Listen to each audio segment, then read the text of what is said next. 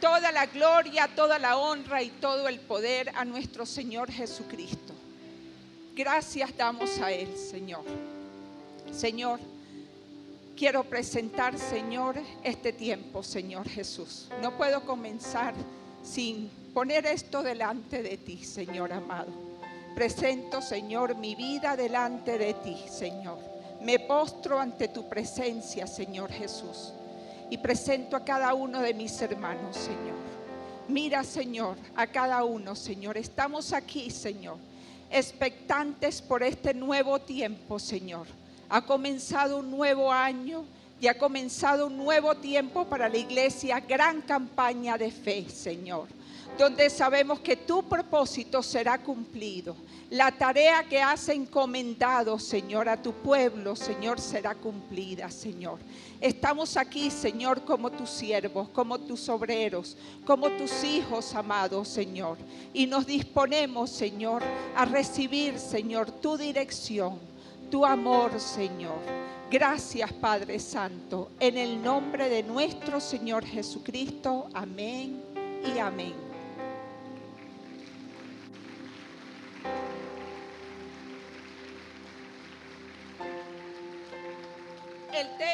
El lema de este primer congreso es reconstruyendo el templo. Cuando pensamos en reconstruir, cuando oímos reconstruir el templo, reconstruir los muros también en el caso de Nehemías, primero pensamos en qué. En que tuvo que haber primero una planificación. Se quería hacer algo nuevo, se quería reconstruir.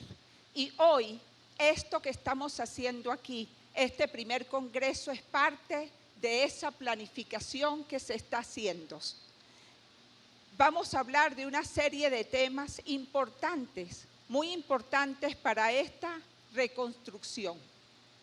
Yo vengo a ustedes con el tema de unidad, amor y paz.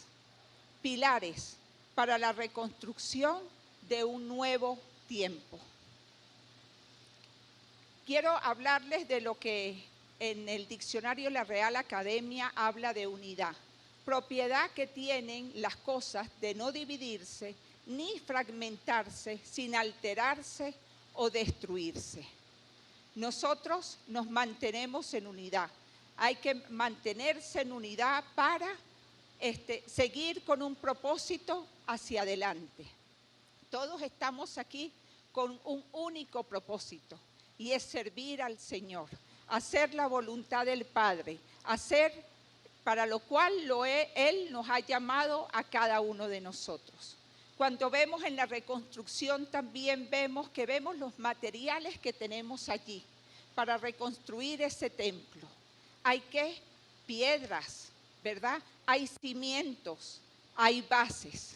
En este caso, nuestro cimiento y nuestra roca, nuestro fundamento es Cristo Jesús, que no cambia, que es inmutable, que es el mismo, que es la roca que nos sostiene. Pero allí también están otros elementos, como les dije, que son las piedras. Las piedras, según decía el apóstol Pedro, somos todos nosotros. Nosotros somos piedras vivas, dice el Señor. Y por eso tenemos que ver dos aspectos en la reconstrucción del templo. Uno, somos nosotros. Cada uno de nosotros somos parte de esa reconstrucción del templo, ¿verdad? Como individuos, pero también lo somos como un todo, como una unidad que debemos ser. Y por eso les traigo este versículo de 2 de Corintios 5:17, que dice: en Cristo somos nuevas criaturas. De manera que si alguno está en Cristo, nueva criatura es. Las cosas viejas pasaron, he aquí, todas son hechas nuevas. ¿Por qué traigo este versículo? Porque todos los que estamos aquí ya hemos recibido al Señor Jesucristo como nuestro Señor y Salvador. Por lo tanto, somos nuevas criaturas. y en nosotros mora el Espíritu Santo. Por lo tanto, nosotros también somos templo del Espíritu Santo y nos tenemos que examinar. Como el templo que somos del Espíritu Santo, tenemos que comenzar a ver qué vamos a cambiar en nosotros. Si queremos lograr cosas nuevas, si queremos participar en cosas nuevas, tenemos que examinarnos. Como hacemos o deberíamos de hacer cada año cuando empieza un año, ¿verdad? Examinamos qué hicimos el año pasado, planificamos para el futuro. Entonces, bueno, todos tenemos un mismo sentir. Todos amamos a Dios. Todos los que estamos aquí tenemos una relación con Dios. Y todos queremos hacer la tarea que Dios nos encomendó. Y es llevar su palabra, ¿verdad? Entonces, sabemos que somos nuevas criaturas. El día que cada uno de nosotros conocimos, recibimos al Señor como nuestro Señor y Salvador, el Espíritu Santo vino a morar. Pero como nueva criatura, ¿qué fuimos? Yo, mi caso personal, el 5 de julio de 1992, cuando conocí al Señor, nací. Era una bebé recién nacida en ese momento. Y como dice, somos nuevas criaturas. Vamos en un proceso, ¿verdad? De recién nacido pasamos a niño, a adolescente, a joven y adulto. Vamos caminando, vamos cambiando. El Señor nos llama y nos dice que somos nuevas criaturas. ¿Por qué? Porque las cosas viejas, las cosas que hemos aprendido del mundo tienen que pasar. Ahora viene Él a renovar nuestra mente. ¿Cómo podemos renovar nuestra mente? Podemos hacerlo a través de esa relación perfecta que debemos de tener con nuestro Señor Jesucristo. Como hijos de Dios, Pablo nos exhorta a tener una vida diferente.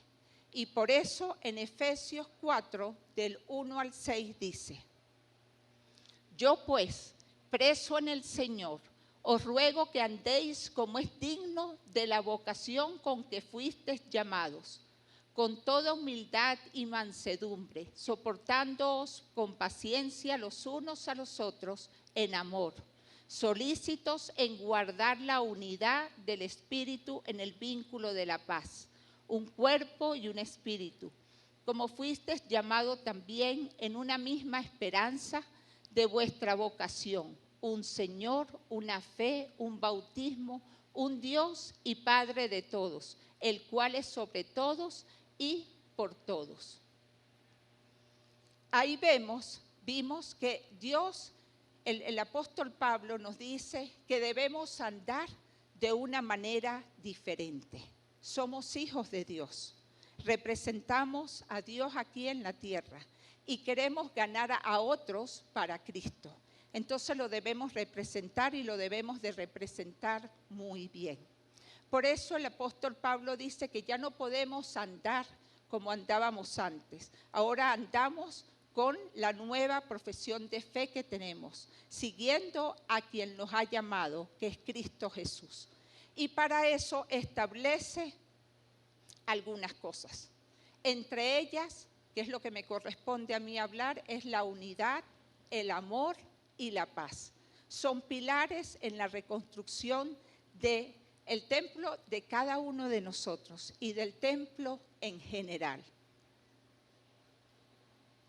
La palabra nos llama a vivir en unidad. ¿Por qué nos llama a vivir en unidad? Porque Dios, quien es nuestro creador y nos creó a su imagen y semejanza, trabaja en unidad. Dice en Génesis 1:26, dice la palabra de Dios: entonces dijo Dios, hagamos al hombre. Dice en plural, estaban presentes allí el Padre, el Hijo y el Espíritu Santo. ¿Cómo estaban trabajando ellos? En perfecta unidad, en armonía, con un propósito. Estaban en la creación. En ese momento se iba a crear el hombre. nosotros también estamos llamados a la unidad. En Génesis también la palabra nos enseña y dice que no es bueno que el hombre esté solo. Quiere decir que Dios nos creó como seres gregarios, seres que debemos de vivir en sociedad. Entonces, seres que debemos aprender a vivir en unidad. Hay diversas unidades. Dios nos llamó para casarnos, establecemos matrimonios. Hay una unidad del hombre, la mujer y tienen sus hijos. También está la unidad de la iglesia. Todos estamos aquí porque seguimos a un mismo Dios. Seguimos y conocemos a nuestro Señor Jesucristo. Tenemos una misma fe y tenemos un mismo bautismo y todos seguimos una misma esperanza. ¿Cuál es nuestra esperanza futura? Que ve el tiempo, el momento en que el Señor va a venir por toda su iglesia, por cada uno de nosotros. Entonces el Señor nos dice, nos manda a trabajar unidos. Tenemos que trabajar en unidad. Y examinándonos a nosotros, a cada uno, vemos que debe existir una unidad primeramente del creyente con Cristo. La palabra de Dios en Juan 15:4 nos dice, permaneced en mí, dice Jesús, y yo en vosotros. Como el pámpano no puede llevar fruto por sí mismo, si no permanece en la vid, así tampoco vosotros, si no permanecéis en mí. Esto es una clave. Nosotros como creyentes, que somos los pámpanos, los hijos de Dios, tenemos que permanecer en la vid, que es nuestro Señor Jesucristo. Permanecer no es algo que sea inconstante, como lo dice la palabra, es permanente. Quiere decir que nuestra relación con nuestro Señor Jesucristo tiene que ser continua, no de domingo a domingo, no de un ratico a ratico, porque involucra nuestra vida. Nuestra permanencia en nuestro Señor Jesucristo es permanente. 24 horas del día, 7 días a la semana y 365 días al año. Entonces Dios nos llama a tener esa permanencia en Él. Con esto es que podremos seguir adelante y podremos tener unidad como familia, con nuestra familia particular. Podremos tener buenas relaciones y unidad dentro de la iglesia. Porque fíjense aquí que habla de frutos. Si permanecemos en nuestro Señor Jesucristo, podremos llevar frutos. Podríamos hablar de los frutos de dos formas. Uno, los frutos del Espíritu Santo, ¿verdad? Que conocemos, relatados en Gálatas 5. No traje todos estos versículos por tiempo. ¿Qué dice? ¿Cuáles son los frutos del Espíritu Santo? Paz, amor, paciencia, benignidad, bondad, mansedumbre, templanza, dominio propio. También podemos hablar de otro fruto. ¿Qué fruto debemos dar como iglesia? Todos juntos. Es ir a conquistar a los que están afuera, atraer y cumplir con el mandamiento que Dios nos ha dejado, de ir y hacer discípulos. Ese es el otro fruto. ¿Cuánto fruto vas a dar tú? Sé que vas a dar mucho, porque tú estás aquí hoy.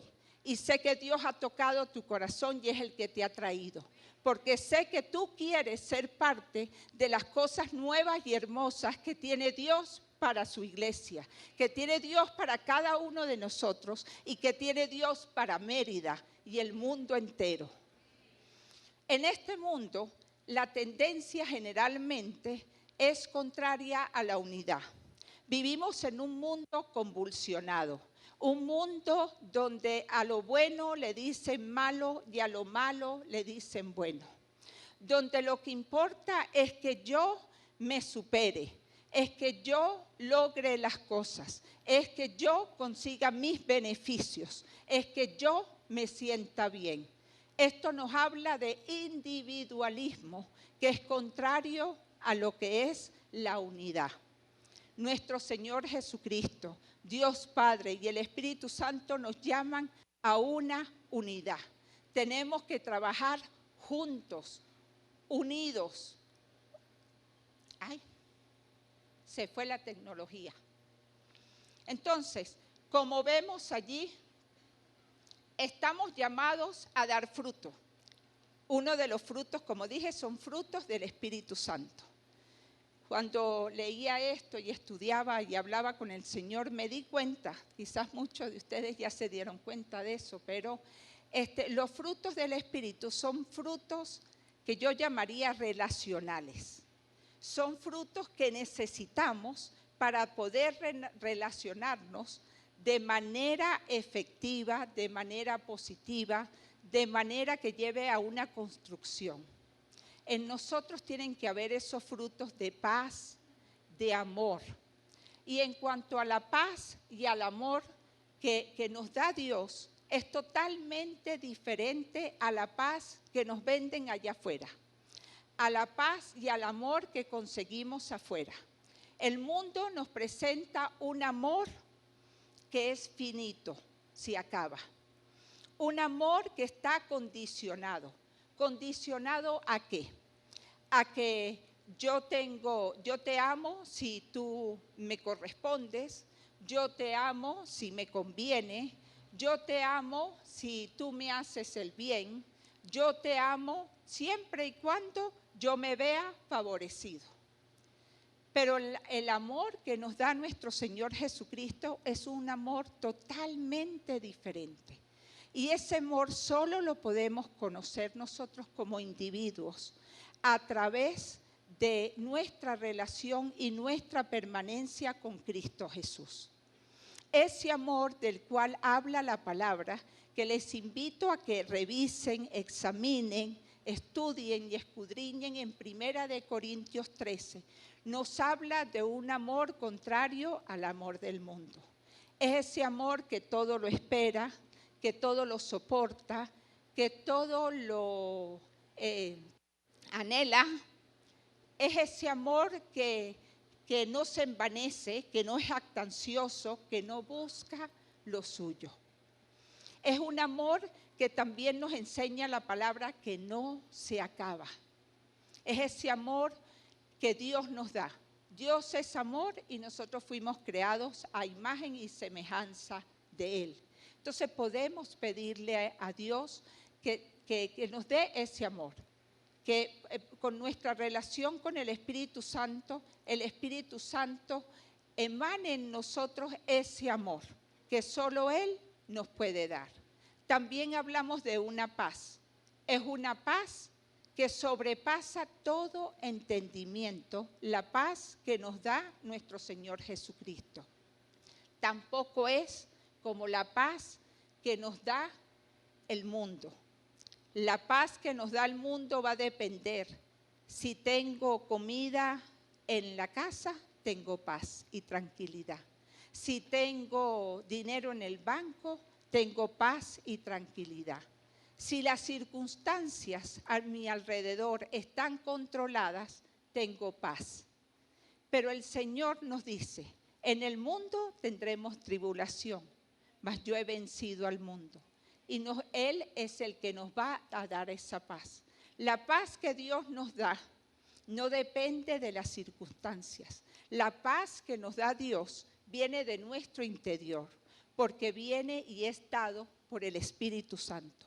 Entonces esa paz sobrenatural, esa paz que aun cuando tenemos circunstancias difíciles a nuestro alrededor podemos sentir. Es esa paz que nos acompaña en tiempos de tribulación. Es esa paz que nos acompaña en esos momentos difíciles. Es esa paz que nos acompaña cuando no tenemos nada en la alacena.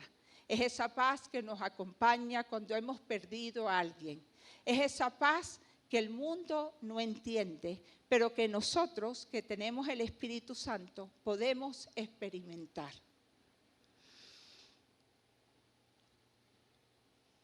La unidad, entonces, debe existir, quería hablarles primero, entonces existe la unidad de Dios, Dios Padre, Dios Hijo y Dios Espíritu Santo.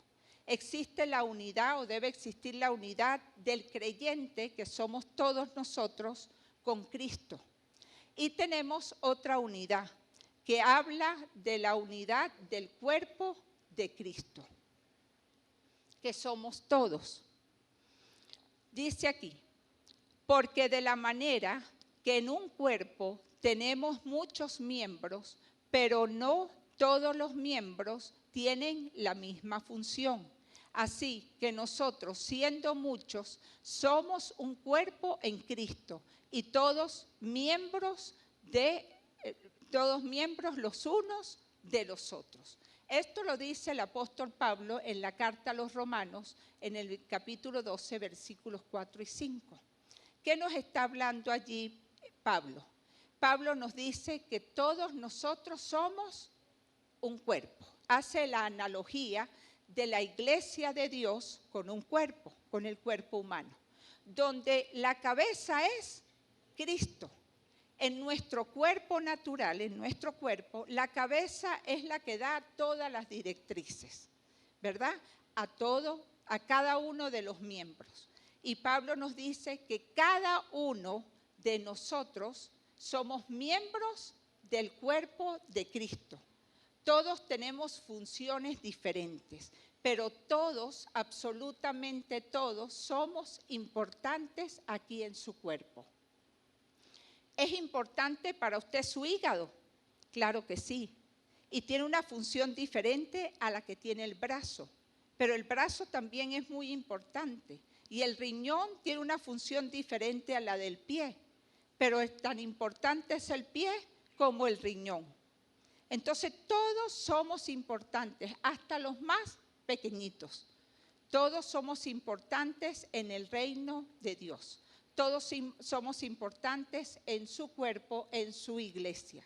Entonces tenemos que valorarnos. Somos hijos de Dios, pero cada uno de los que estamos aquí somos miembros de ese cuerpo de Cristo y somos importantes aquí y tenemos una función que cumplir.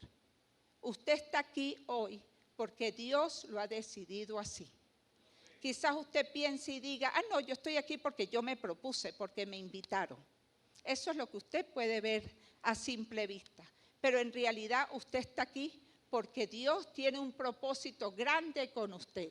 Porque Dios tiene un propósito con todos nosotros juntos, como cuerpo de Cristo, para avanzar juntos y cumplir con la tarea que Dios nos ha encomendado. ¿Cómo mantener la unidad en el cuerpo de Cristo?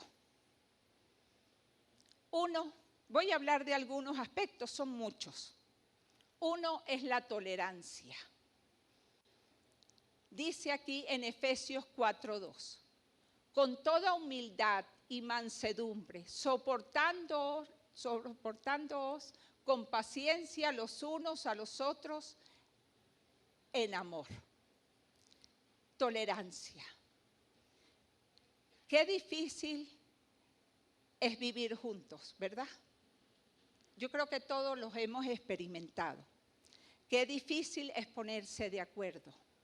Qué difícil es entender que las otras personas quizás tengan opiniones diferentes a las de nosotros.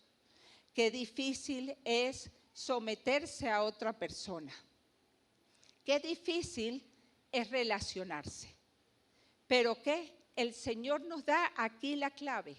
Pablo le escribe a la iglesia de Éfeso y le dice, con toda humildad, mansedumbre, soportándonos los unos a los otros.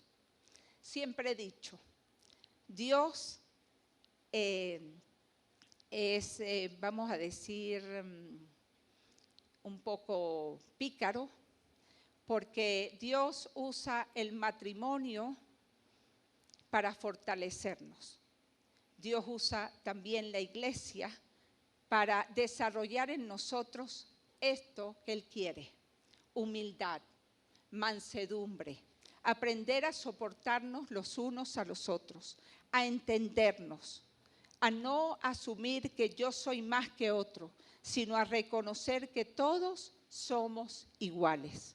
Entonces, para mantener la unidad en cualquier relación debe haber tolerancia, cuanto más dentro de la casa de Dios, dentro de la iglesia.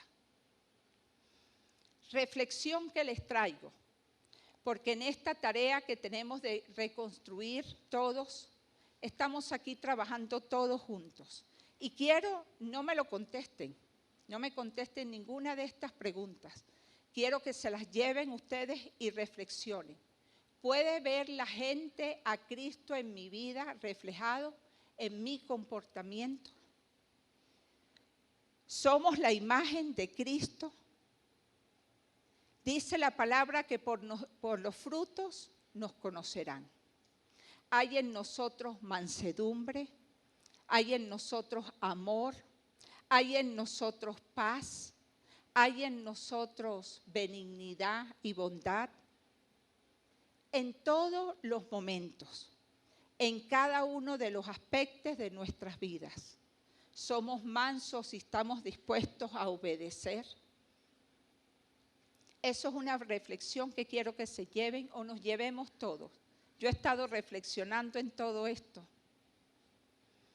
Segundo, tomar nuestra responsabilidad como iglesia. Dice la palabra de Dios en Efesios 4, del 11 al 12. Y Él mismo constituyó a unos apóstoles, a otros profetas, a otros evangelistas, a otros pastores y maestros, a fin de perfeccionar a los santos para la obra del ministerio, para la edificación del cuerpo de Cristo. Y en 1 Corintios 12, del 8 al 11 nos dice: y el Espíritu Santo repartió dones, porque a este es dado por el Espíritu palabra de sabiduría, a otros palabra de ciencia según el mismo Espíritu, a otro palabra de fe por el mismo Espíritu, a otros dones de sanidad por el mismo Espíritu, a otros el hacer milagro, profecía, discernimiento de espíritu, diversidad de géneros. ¿Qué quiero decir con esto? Dios nos llama a tomar nuestra responsabilidad como iglesia, reconociendo, como dice su palabra, que Dios fue el que instituyó a algunos como pastores, algunos como maestros, algunos como apóstoles, algunos como evangelistas. Esto con el fin de ¿qué? De edificar, de, como dice aquí, de preparar a los santos. ¿Quiénes son los santos? Todos nosotros. Santo es todo aquel que ha decidido apartarse del pecado. Entonces están puestos allí para dirigir la iglesia. Nosotros, Cristo es la cabeza, pero Dios mismo ha dispuesto de estas personas que Él ha llamado. Pero no quiere decir que todo el trabajo recae sobre el pastor, sobre el evangelista, sobre el maestro, porque dice la palabra, como leímos, que dio dones. El Espíritu Santo dio dones a cada uno de nosotros. A todos los que estamos aquí, Dios nos ha dado dones. ¿Y dones para qué? Para edificar, dice la palabra, el cuerpo de Cristo. Es decir, que cada uno de nosotros es importante en la obra del Señor. Y por eso yo les digo, animémonos y manos a la obra, porque Dios tiene cosas nuevas para su iglesia. Dios tiene estrategias nuevas para cumplir el trabajo que nos ha encomendado.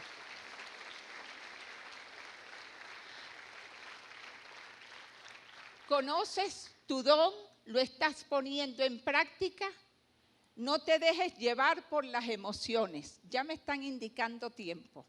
no llevarse por las emociones. En Efesios 4, del 14 al 15, nos dice que ya no podemos ser como niños.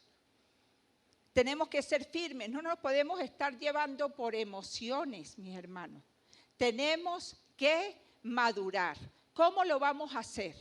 Primero, manteniendo esa permanencia en Cristo Jesús, creyendo, permaneciendo en Él y estudiando su palabra. No se conforme solamente con leer, estúdiela. Confiar en nuestras autoridades. Como le dije, dice el apóstol Pablo, Él es de quién es todo el cuerpo está conectado y unido cada uno entre sí, todas las partes a través de las coyunturas, que se ayuda mutuamente según la actividad propia de cada miembro, recibe su crecimiento para ir y edificándose en amor. Tenemos que reconocer que nuestra máxima autoridad es Cristo Jesús.